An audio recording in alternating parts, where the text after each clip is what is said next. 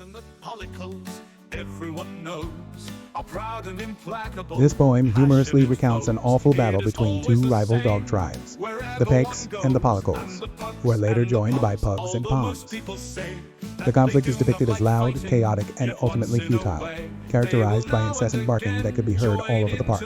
The commotion is finally brought to an end by the decisive intervention of the Great Rumpuscat, a sleek and powerful feline who swiftly scares the dogs away and restores order. This poem directly contrasts the gullible simpletons, with reference to the dogs, and their undignified brawling with the superior, dignified nature of cats, particularly the Rumpuscat, who embodies calm authority and restores peace. This reinforces Eliot's explicit preference for cats over dogs. The dogfight is presented as a meaningless, noisy spectacle, highlighting the absurdity and pointlessness of petty squabbles and uncontrolled aggression. The Great Rumpuscat's sudden appearance and decisive action symbolize the power of strong, authoritative intervention in chaotic situations, bringing about swift resolution.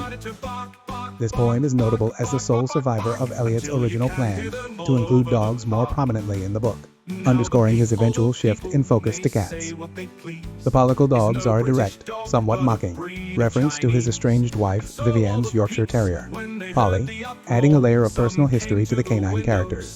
The terms Pollicle Dog and Jellicle Cat are revealed to be playful corruptions of Poor Little Dog and Dear Little Cat, respectively. The origin of Pollicle Dogs as a direct, somewhat mocking, reference to his estranged wife's dog, Polly, reveals a deep personal grievance woven into the fabric of the poem.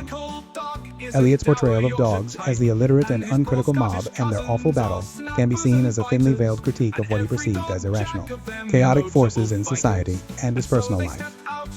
The Great Rumpuscat, a feline bringing order to this canine chaos, reinforces the symbolic hierarchy. Eliot establishes cats represent a more refined, intelligent, and Christian order, while dogs embody the untamed, uncritical, and potentially fascist elements he despised.